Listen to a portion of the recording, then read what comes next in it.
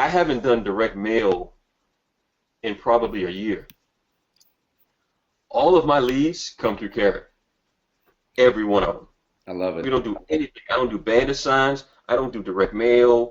I don't do Facebook. I don't do anything. I do Carrot. That's what I do.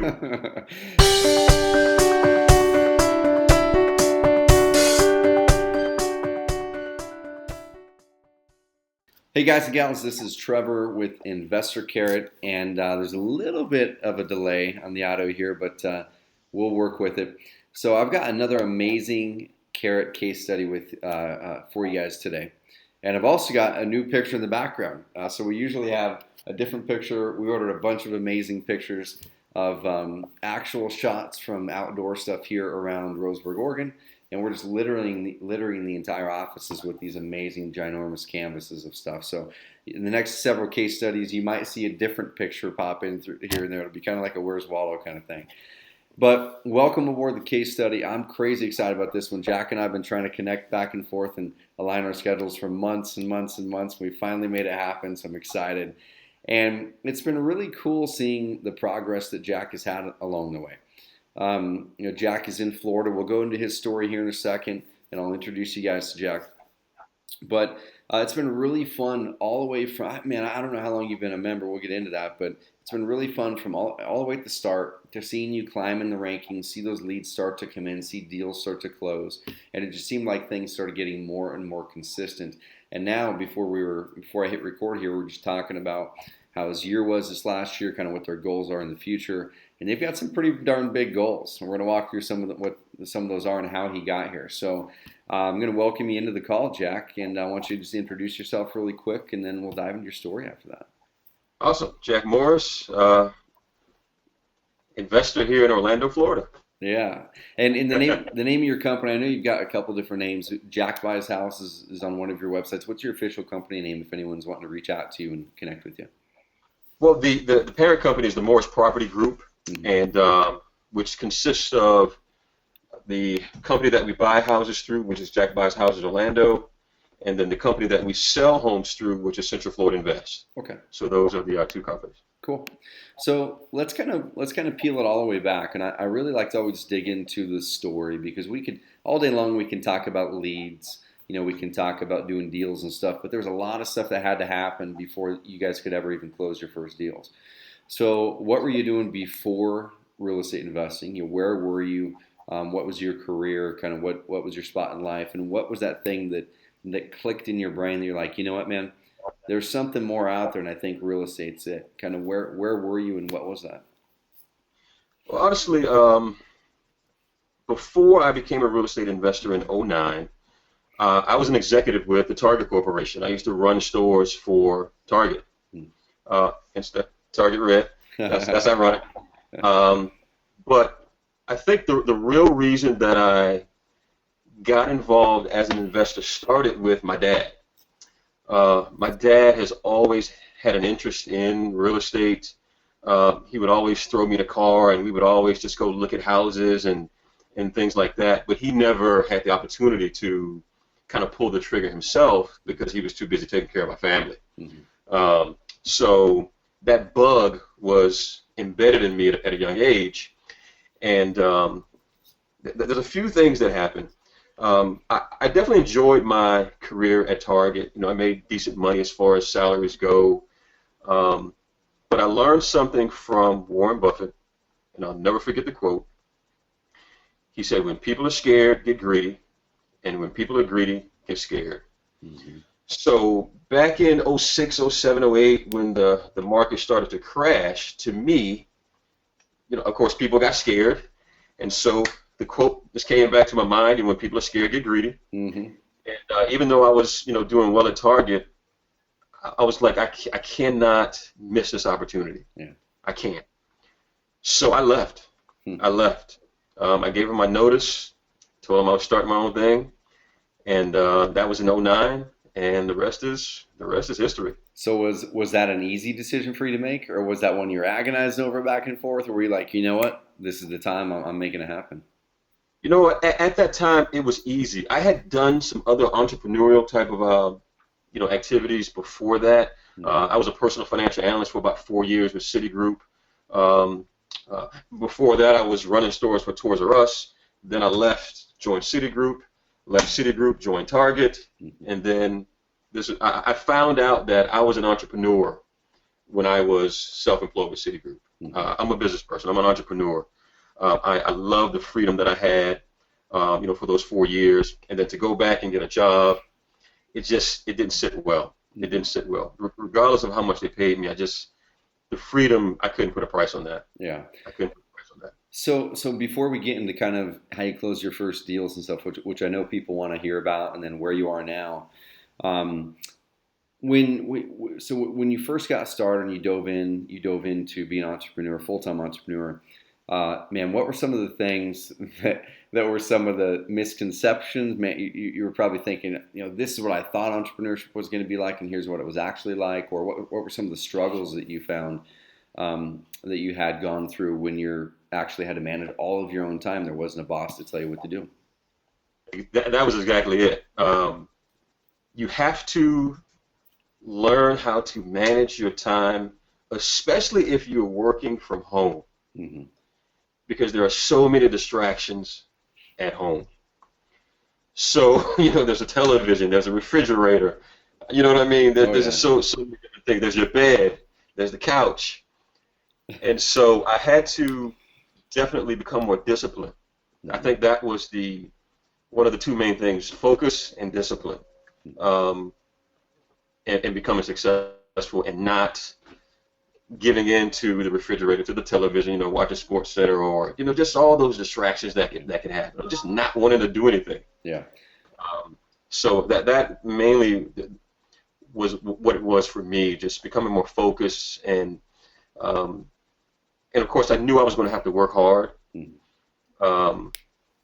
But it was definitely an eye opener for me on those ends, just the amount of focus that's required.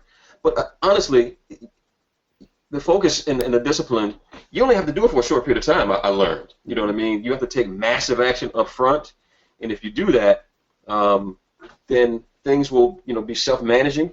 Yep. And, you got to relax a little bit at a certain point, based on your goals, though. Yeah, exactly. Man, to me, it's always kind of gone in waves, right? Like when you first get started, like you said, you've got to get so focused and determined and organized, because you got to get stuff going. But then as soon as you start to get some traction, you start to have some success, it's kind of like, pushing that snowball down the hill.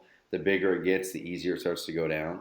But at a certain point, for me, I've always had those other points where the snowball gets back down to the bottom of the hill and it starts to go back up, and I got to start pushing again. So, and it's usually when I'm trying to up my game, or when I got too lazy and things kind of got unorganized. So, I'm sure you've been through several cycles of those since you've been an entrepreneur for 7-8 years now, which it flies by. So let's kind of dive into the real estate side now. So you left Target. You saw the market was changing, and there's changes that are going to be happening in the market now in the next 3 to 4 years, which is going to be some really interesting stuff. But you saw the market changing. What was the first thing you started to go after on the real estate side, and what was the first thing that worked for you? What was the first thing that you got that deal and you're like, okay, this thing's working? Yeah, the first thing that I did, I jumped right into short sales, which was a little bit crazy. But, I think like most new investors, you seek out a mentor or coach, and the coach that resonated with me at that time was a short sale expert. And so I jumped right into short sales, which is a little bit crazy, but that's what I did. And so in picking up my first short sale deals, part of the coaching that was provided through this particular coach was they would negotiate the short sales for you, but they would keep 50% of the profits. No problem. I understand that. But the kind of person that I am, I need to know what's going on. I need to be able to hold people accountable to certain results. Doesn't matter who's doing it, and I need to know if things are being done right. So the decision that I made at that point was, the first few short sales, I'm going to do them myself. I'm going to negotiate them all the way through from beginning to end myself, and then I'll turn them over. But what happened was I got so good at it, that people started seeking me out to negotiate their short Oh sales. wow. So the real estate agents that were involved in the transactions that I got involved with, they started asking me to do theirs. Other investor friends of mine that I was sharing, what I was doing, they were like, listen, can you negotiate mine? The title company that I did my first couple of deals through, they sent me business. So I actually started a short sale negotiations company. Hmm. I was like, I might as well just start a company. And that's what I started doing. Now I think that was a mistake at that point, but I wouldn't change it. But it was kind of crazy to do that because I spent so much time negotiating short sales that I wasn't spending time getting more personal deals. I was negotiating everybody else's deals. Gotcha. So during So that time, if you can remember, how many deals of your own were you able to do? How many short sales were you able to do of your own during that time period? Um, well, we did quite a few, to be honest with you, because I woke up and got back on track with negotiating my own. But during my short sale career, which again started in '09, and we still do a few now, Hmm. I think we probably did about 350 short sales Oh personally. wow. So, so Yeah, you guys were moving then. You guys were moving. So that was a yeah, serious operation. That wasn't just kind of dabbling in it. And yeah. of course, eventually the short sale market started to dry up. But before it did, uh, I mean, if you don't mind me asking, what was your average profit per deal in those short sale deals? Were they really low margin? Were they high margin? Kind of what were you working with back then? Back then, I mean, I think the average short sale deal back then, um, personally, was probably Hmm. about 10,000 per deal. Hmm. Cool. Cool. So, And again, we did retail, and I would do a short sale for somebody for like if I did a short sale for an investor, I would charge them $1,500 to negotiate it. My screen just went blank, and um, and I would charge them 20% of the profit of their deal. gotcha. So we did okay. Gotcha. I can still see you here, man. Okay. So, okay, cool. So the market started to shift. The short sales started to dry up. What was your next move? What'd you do from there? Well, we started to make a little money, and again, we were just doing short sales. I made a decision. You know what? I need to do some rehabs, and I need to start to keep some of these properties that we were just short selling. Hmm. And so for me, of course, the logical thing for me is okay. If I want to find some rehab properties, let me find a wholesaler, somebody that has inventory. They've already negotiated the terms. I can probably get a good deal. And I sought out, some big wholesalers here.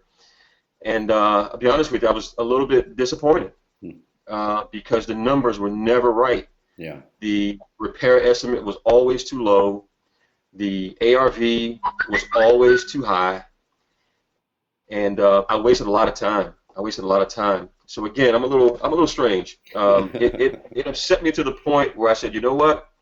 I'm going to start wholesaling, and I'm going to do it right, and the numbers will always be right, and we're going to take over Orlando. That's just the way I think. Hmm. That's just how I am. I love it. And so I started wholesaling at that point, and that was 2012. Okay. 2012. Okay. Yeah. So you're going for 3, 4 years short selling, started to shift over into wholesaling. Were you exclusively wholesaling at that point, or were you also doing some other things? Were you buying and holding any properties, or were you just turning wholesale deals? I just went right into wholesaling because again, I have to be focused. I don't like to do too many things because again, I was serious about I wanted to be one of the top wholesalers in Orlando. I really did. So Excuse me. I put all my focus into wholesaling at that point. We didn't do any rehabs, and we still haven't done any rehabs. And we're starting to buy and hold now, through doing some lease options. But primarily we wholesale, and we do some short sales here and there. That cross my path because I'm still, a lot of people still know me from that business Hmm. and from those results that I got. So, um, but we wholesale. That's what we do. Cool. So let's kind of let's kind of fast forward a little bit, and then we're going to backtrack. So fast forward to today. So you've been wholesaling for about 4 years now, or so, 3.5 to 4 years. How many wholesale deals, approximately off the top of your head, do you think you guys have done since then? Oof. A Well, ballpark. we're at the point now where we're doing about 5 a month. Hmm. So I guess over 4 years, in the beginning it was a little slow. We probably have done about maybe a little over 100, Okay. somewhere running there. It's probably more than that, to be honest with you. Yeah. Um, but I would say let's safe estimate about 100 wholesale Hmm. deals. And are you guys finding, Jack? Are you guys finding right now in this market? Are things still improving on the wholesale side? I mean, I know the inventory is getting harder to find, but are things still improving? Are they leveling out? Are they going the other way? Kind of, what is your gut feeling right now in your market for where things are and where they're going? I think in my market and for my business, actually we're trending upwards. Hmm. We are we're able to get more of the leads that we do get to turn into to deals and to close them now because we're getting better, at all aspects of wholesaling. So Hmm. for us, things are getting better. To be honest with you, for a while we were doing 1 or 2 deals a month, but consistently now we're doing about 4 to 5 a month, Yeah, almost every single month. that's cool. That's cool. So before we hopped on the call, you were mentioning your margins. You're mentioning that now, especially with the online leads, you're able to squeeze more profit out of each deal than you were at the start. And also, probably a lot of that is your experience level now. Like you said, you guys are getting better at the negotiation side, better at selling them, better at acquiring the lead, the whole thing. And we'll get into the marketing side of things and how you guys are acquiring your deals. A part of them are online marketing with Carrot, and we'll kind of dive into that. But what factor do you think that your guys' improvement on your negotiation side and just your skills has played in the growth of your company the last couple of years? And what factor do you think just the volume of lead flow has played? Well, it's definitely a direct correlation. I mean, we've definitely gotten better at the wholesale business in general. Mm-hmm. We've gotten better with on the front end with working with our sellers and um, getting them to choose us over some of the other people that they may have contacted. By the way that we conduct ourselves. I'll tell you one thing that's been critical for us. When we get a lead that comes in, we're calling back within seconds if we can. Mm-hmm. Um, I don't even like to let it go past 15 minutes without that seller receiving a call back from us. Yep. And I think that helps because I always ask the sellers a couple of questions. How did you find me? And they always, most of them, 99% of them found us online. Mm-hmm. And I always ask, have you contacted other companies like mine? Mm-hmm. And if they say yes, I did contact a few others. I ask, did they call you back yet? And the answer is almost always no. So Almost always. it's funny. I was talking with another investor this last weekend, and he was mentioning something very, very similar. He was going, okay, so all these people out there are hustling for the leads. They're really working. They're paying money for pay-per-click if that's what they're doing, or they're doing direct mail, or it could be putting in the work on the SEO side of things. And he said the fundamental thing that most of them don't do is calling people back or answering their phone. And guys, that's everyone watching this right here. That's a huge, huge nugget because you can be busting your butt generating these amazing leads. And if you're waiting, you're nervous and calling them back, you think, oh, we can call them back tomorrow because whatever. Give them a call back right away. These people are obviously giving you a phone call for a reason. They want to talk on the phone. They want to talk on the phone now. Otherwise, they would wait till tomorrow to call you. So that's a huge nugget right there. Is call people back immediately. Also, I'm gonna kind of backtrack to another nugget. Is I have a good friend. He used to live in Boise, and they were going and they were generating leads in the market. And they were new investors, right? They were generating leads. They were getting their Carrot website ranked well, doing some pay-per-click, getting some leads. They weren't able to close any of the deals, and then they actually exited the market. They decided to move, and they're not investing in real estate anymore because they weren't focusing on their own skill and how to talk to the sellers, how to negotiate, how to actually close the deal. So what we ended up doing was we ended up purchasing that website from them and the whole thing. I ended up partnering with another guy in Boise and selling him the website, and we had a little partnership agreement. And basically, he's coming into those same darn leads, and he's closing deals now. So nothing changed except for the person that's receiving the lead. Nothing changed except for the person who is putting their own process and their experience into that. So everyone watching this call, I know with InvestorCarrot, we focus so much on the generation of the lead. There's tens of thousands of leads that come through our platform. And Jack mentioned that, the vast majority of his leads come online. But if you're not honing your skill on what you're going to do when that person actually comes through, how you're going to respond to them, what your process and system is, and how to follow up, how to talk with them, how to make your offers, that's something that is going to be critical for you. Now, of course, you've got to work your butt off on learning how to get a lead first. But then as soon as you start to get those leads in, like Jack was mentioning, to hone that skill and learn how to negotiate, call people back immediately. And then let's kind of bounce it over to the online lead side of things. So you mentioned that the majority of your leads are coming through the web. And I know you've been an InvestorCarrot member for a while. It's been well over a year. I don't know exactly when it was. But kind of talk through the process there. Had you been using anything else besides Carrot as far as a website? How was that working for you? What attracted you over to InvestorCarrot?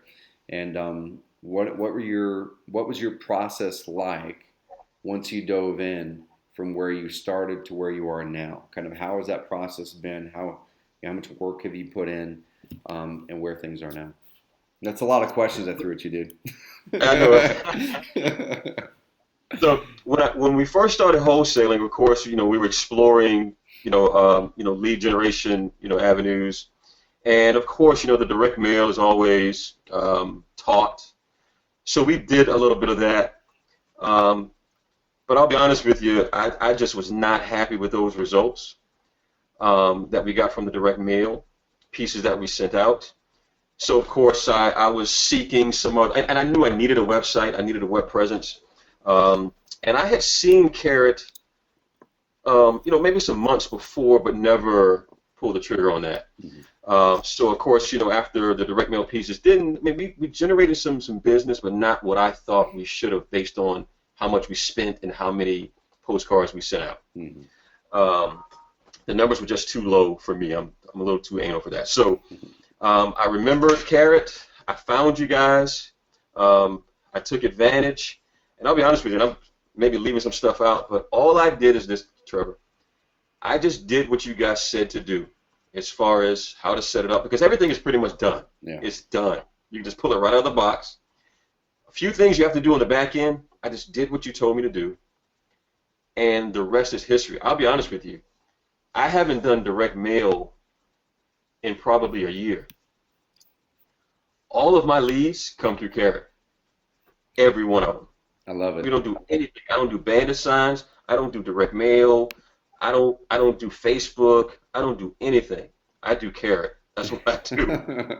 I love it, man. That's what I do. So I pulled up the back end of your site here, and everyone watching this case study, depending on when you're watching this, we're actually rolling out a new lead manager here in the next 2 months, and it's going to be really cool. So if you end up joining Carrot, let's say middle of this year or end of 2016, what you're going to see in how to manage your leads is going to be different. But what we're looking at here, it's basically the lead manager in here, and you can see it's kind of walking through the different forms in Jack's website and where the leads are coming from. So we've got 102 seller leads that came through that form, 8 seller leads that came through that form, and then 74 sellers that ended up going through and filling out the step 2 form in our system, which is a further qualifying form. So the way our platform works is we get the lead immediately. So you've got their name, you've got their address, you've got their email, and most of the time their phone number. And then we pass that lead through to a second form where they can further qualify themselves. And I'm just going to pop in over here really quick, and we're going to blur out any sensitive data. I actually went ahead and yanked out most of the columns before we hopped on this call that are the sensitive data about the client. So you can't see the name, the email, and things like that. And here we took these columns out just for the case study. You can see the leads are coming in very consistently. And so what are you doing to get these leads, Jack? I know obviously they're coming through InvestorCarrot, and our websites are built to convert the lead very well. That's what we're very good at. But where are these leads coming from? Are you doing pay-per-click? Is it SEO? What are you doing? It's all, I would say it's been through the SEO that we did initially when we set up our Carrot websites. And again, I don't know if you want to hear this or not, but I don't do a lot of articles or I don't do a lot of the, the blogging. I don't really do any of that. I don't really have to do it anymore, to be honest with you. Yep. We're consistently number 1 and 2 on Google, no matter what the search terms are. If it's we buy houses or if it's sell my house fast, we're always 1 or 2, mostly number 1. Mm-hmm. But I haven't had to do a lot lately to stay there. We've stayed there. You probably would have some insight as to why we've been able to stay there without, posting articles and, Totally. content and stuff like that. No, But I definitely do. And I'm going to show people while we're looking at this. So built into our system, we have something called a lead source tracker. And actually, when I hopped in here, Jack, yours wasn't turned on, so I turned it on for you. So you've got your lead source tracker in here now for all of your forms. So you can see where they came from. So you can see that's Google search, Google search. These ones are direct. So that could be Craigslist or who knows. You just never know where those ones come from. And then you can see, guys and gals, that all of his leads are coming from Google search, which means a seller is going online. They're typing up some sort of phrase like sell my house fast Orlando or we buy houses Orlando or any variation of tons of phrases like that. And I remember, Jack, when you first joined, like I said, you've been a member for a while. We definitely have a long history together, and it's been really cool seeing things progress. And I remember on the mastermind calls, seeing your name pop up all the time. And we put these mastermind calls in place, I think a little over a year ago now. And those calls are mainly so our members can come on there and ask questions. Hey, I'm ranked at the bottom of page 1 for X. What do I need to do to get higher? And I remember you coming in there and asking those questions. It kept on popping up. It kept on popping up. And eventually you stuck in number 1. And I can't remember specifically the things that you're implementing, but where I'm going with this is it definitely does take work. Jack didn't just push a button, launch a site, and step back and just go, hey, I'm waiting for the riches to come to me, and I'm not going to do anything. He was hustling. He was hustling because he knew that if he was to put in that work and trust the system and ask us when he had roadblocks, that we were just going to help him through it, that he knew if he put in that work, he had a really good chance of having an insanely great result on the other side. And I don't know how long it took for you to get there, but it took some months. It definitely wasn't like in a week or a month or 2 or probably even 3 months. But now you're getting really consistent leads, closing 4 to 5 deals a month now. And as you guys can see, almost all of his leads are from Google search. Have you thought about or have you kicked on any pay-per-click marketing or Craigslist or anything like that? We're thinking about doing some of those things now because of we need to reach our goals, because our goals right now are to do 20 deals a month. Mm-hmm. And we can definitely do that here. I mean, I think if all we're doing right now is just using Carrot, and I'll be honest with you, everybody that most of the leads that we get, they don't always fill out a Carrot form. I found that out. They will definitely do a Google search, and because of Carrot, they find us, number 1, but they don't always fill out a form. Some of them don't want to do that. They just call. Mm-hmm. They just call us directly. And we do have an answering service set up, a live answer service 24/7, where it doesn't matter what time, if they're, night owls like I am, and they're at the computer and they want to, to touch base, there's an answer service to take that call 24/7. Mm-hmm. And so, when they take that call, we get an email instantaneously, and again, we call it back immediately. Mm-hmm. What was the question? Yeah, man, it's just kind of what else are you doing? So it sounds like right now it's a straight up SEO. And man, here's a couple things that you can do in 2016. Reach out to me. We'll help you get going on that path. So with your current rankings, and anyone watching this right now, it doesn't matter what market you're in. The search engine works the same way in every market. So in this particular market, and once again, guys and gals, everyone watching this relates to your market as well. So obviously there's the paid ads here, and there's the organic. So Jack's already the best he can do there on organic. I mean, technically, you could technically capture another one of these rankings or two. Okay. If you busted butt, you could get some of your videos ranked high. And we've had in some markets, as an example. Let me see if I can remember which phrase it was. And there's a lot of them, but I think this was one of them I was looking at the other day, where we have a client whose website is ranked multiple spots. Okay, let's see. It wasn't this phrase. Anyway, we have had multiple markets and lots of different websites where a carrot site is ranked number one and another one of their pages is ranked number two, or their YouTube video is ranked number two or something like that. So you can definitely capture some more mind space and real estate on those search results. Going into your website, so you've got your website set to be the landing page, and it's obviously working well for you. So obviously keep it that way. And do you have any pages set up for any of the cities around you? So it looks like you might have a Jacksonville page. Yeah, we did. We were doing some stuff in Jacksonville, and again, I reached out to you guys on how to do that, so I set that up as well. And pretty soon we're going to be expanding to where I was born and raised, which is South Florida. Cool. We're going to do some stuff down there as well. So, cool. But yeah, we still get Jacksonville leads sometimes as well. I like it. So let me look at a couple things. So sell my inherited house. So look at this, guys and gals. So as I'm typing this in, Google's giving me suggested searches. So people are actually typing sell my inherited house, sell my inherited property. So let's just go with sell my inherited house, Orlando. So people are actually typing in sell my inherited house, Orlando. Let's click that and let's see where Jack's at. So dude, this right here is another opportunity for you. So even within your own market, man, you can go out there, use your carrot site, create content around these keyword phrases of the different types of lead or different types of problems sellers are having in there. So here's one right here that Google told us sellers are typing into Google every month. So sell my inherited house, Orlando. This is some other person here. Let's just click it and see who's ranked there.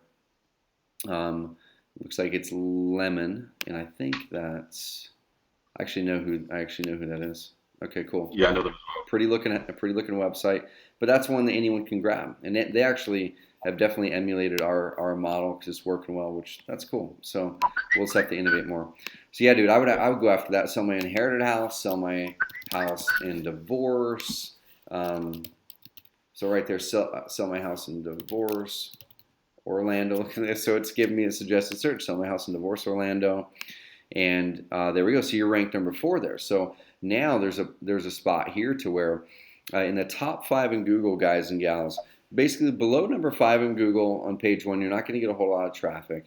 Once you get to 5, you get maybe 3-4% of the traffic. Then it basically doubles every ranking you climb from there. So if you get up to number 3, Jack, you're going to double the traffic from this phrase. There's not going to be much traffic from this phrase, but you're at least going to double what you have a chance of getting. Double it again, double it again.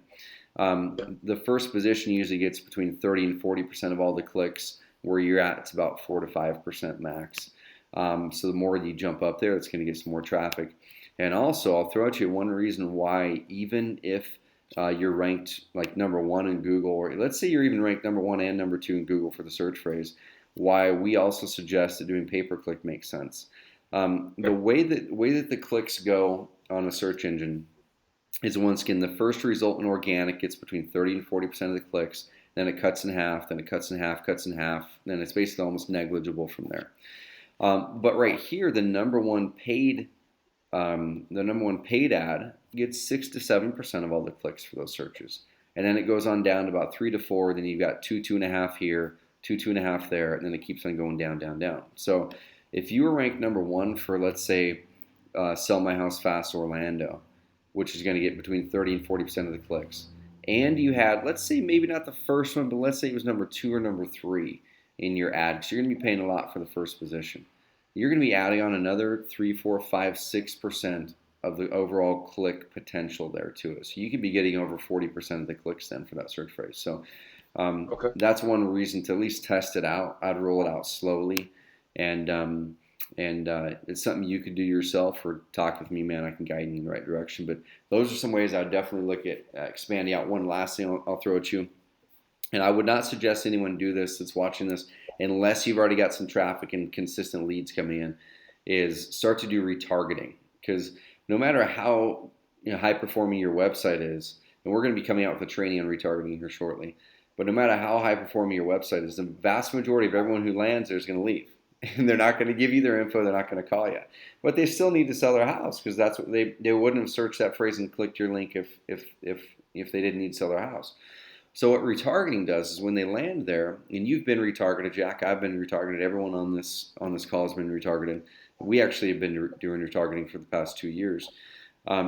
Is when someone lands there, you place a cookie on their computer, a little cookie So it follows them around the internet basically, and it serves them up your ads when they're on Yahoo News, when they're on ESPN reading their sports stuff, when they're on whatever. You're following them around the internet with your ads, reminding them that you can help them sell their house. So that's a very easy strategy to put in place. And dude, when you're ready to roll that stuff out, let me know and I'll guide you in the right direction with that.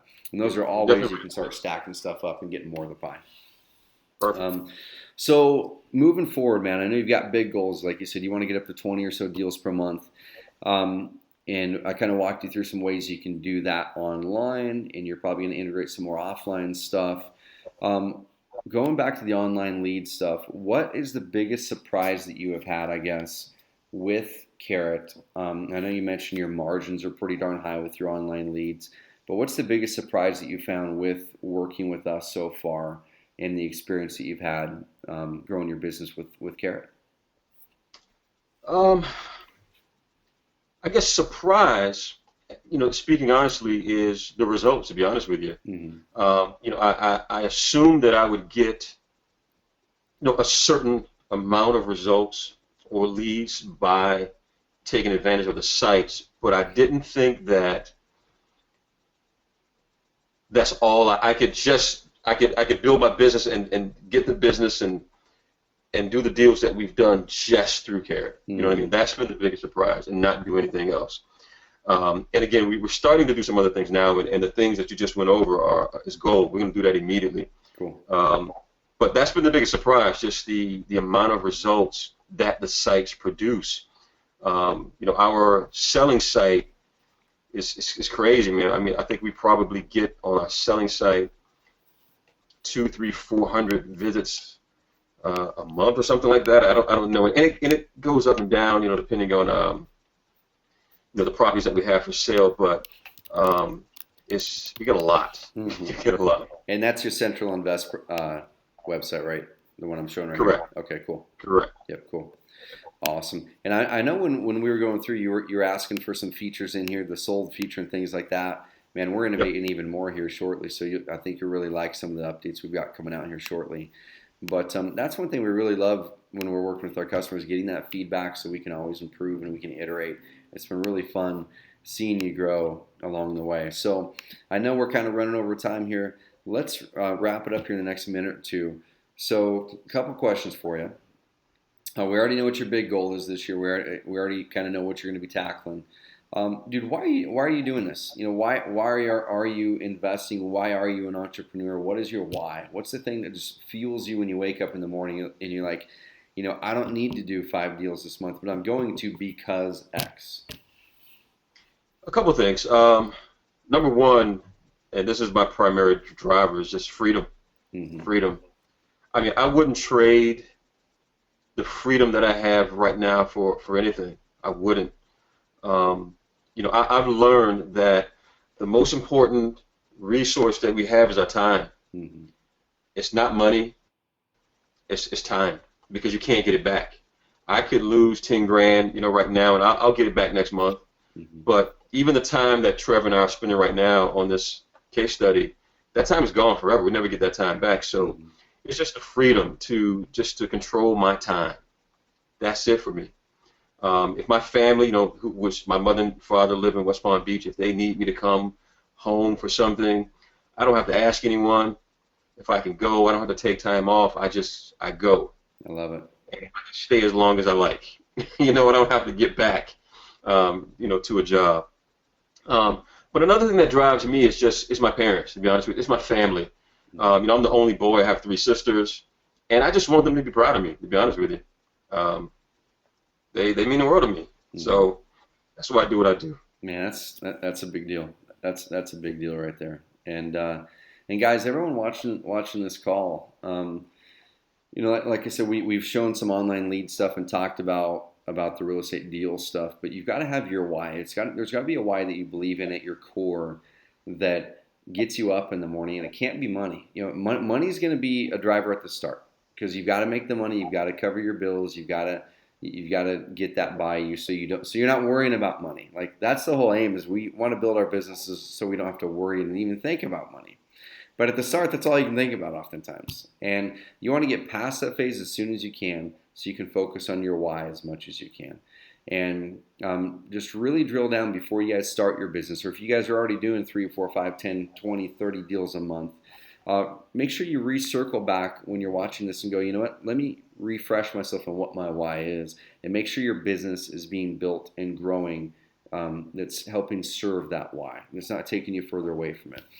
And that's amazing stuff, Jack. I love it. So wrapping it up, 2 things. What advice would you give someone who is just now getting started in real estate and they're getting ready to take that leap in real estate and take that chance in themselves? And number 2, if someone was considering Carrot and they're looking at the options, what advice would you give them there? So question number 1, a couple of different things. I would suggest that if you're going to be a real estate investor, be a real estate investor. Don't play around with it. Don't. If you have to stay up late, or if you have to wake up early to learn and get good at your craft, do it. Mm-hmm. It's worth it. Mm-hmm. That's what I did in the beginning. I mean, I was up 2, 3, 4 in the morning sometimes. I just, because again, my why was driving me. Like I couldn't go to bed. I couldn't. Part of it was excitement, but part of it was my why.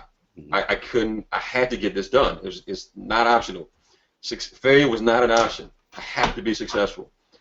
And another thing, just a side note, I would say just get good at the business. Like when we first started wholesaling, I learned very quickly that not every lead is a wholesale lead. Some of the leads that we receive are people that want to sell their property retail. Mm-hmm. Some of them are short sales. Some of them are, properties that, the owners own them free and clear. I mean, there's just a lot of different lead types that you get, especially when you have a machine like Carrot. You get all kinds of things. So if you're just a wholesaler, well, let me say it this way. When all you have is a hammer, you treat everything like a nail. Mm-hmm. So I was trying to make deals that were not wholesale deals, but that didn't work. So I just had to learn other extra strategies. I had to learn maybe how to do some short sales for the leads that came in that were really short sales. I had to learn how to do some lease options. I had to learn how to do that. Mm-hmm. So that I did not have to miss out on the money that could be generated from that lead. Yeah. Because again, I'm a little different. That frustrated me that I would have to maybe farm a lead out to someone else because I didn't have that knowledge. I didn't have that expertise.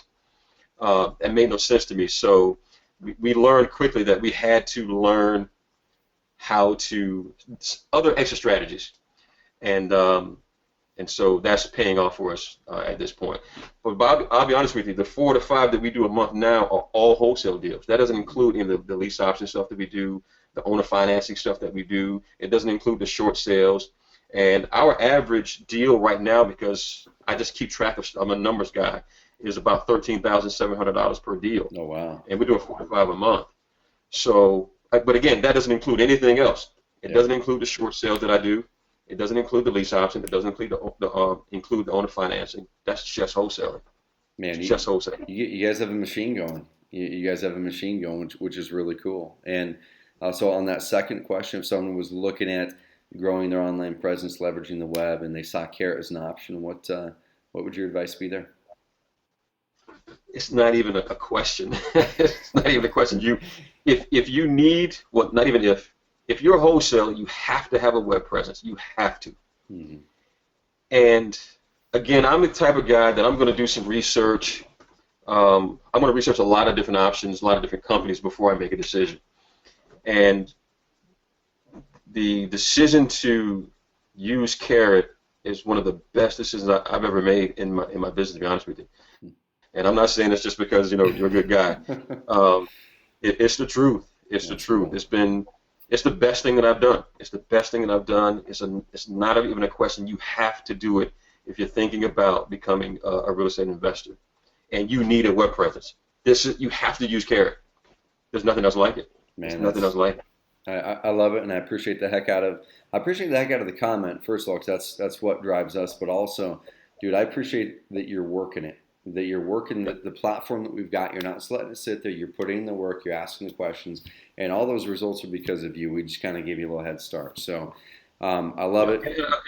Just to throw something in there, like you said in the beginning, I mean, I did a lot of stuff. Everything you told me to do, I did. Every mastermind call that you guys put, was available, I was on it because I needed to know and wanted to know how do I maximize this tool that you guys gave me, and I just did what you said to do. That's all I did. I did what you said to do, and it works. And it works. It's Well, cool, man. Well, dude, congrats on all your success up to this point. And I know you're just going to do even more amazing things here in the future. And we're here alongside you every step of the way. So we're proud that you're a Carrot member. And we thank you. And yeah, man, like I said, I appreciate you hopping on this call. Any parting words for everyone watching this before we sign off? Just work hard. That's all I can tell you, man. Just work hard. You can accomplish any goal that you have. Real estate is amazing. So if you were brought to real estate for whatever reason, just maximize the opportunity that you have, and definitely join and use tools like Carrot. It will change your life. Just do what they tell you to do. Oh, and Trevor, tell Jake I said, hey, I talk to him all the time. Yeah. Will do, man. Will do. Hey, when I have questions, he's always the guy that answers all the questions. So, dude, Jake's awesome. So I got to show you this. Yeah. So we got some new Carrot buds coming in here. So that's awesome, man. These are the only two in existence like this. We've got Super Carrot, and this is our proof, and we've got Farmer Carrot. So these are going to be coming out here in about a month, and we're going to be shipping out some Super Carrot and Farmer Carrots here. So got to have fun in business. Yeah, we'll get you one for sure, man. Got to have fun in business. We love it. I'll tell JK for sure. And everyone who's watching this call, hopefully you guys are going to take one or two of these nuggets. Don't take all of them. Take one or two that you can take action on now and do it, okay? And come back the next week. Come back 2 weeks later. Take that other nugget and do that. And make sure you use the resources that are available to you all around you. You have no excuses for not reaching for your dreams, for not going after what you want in life.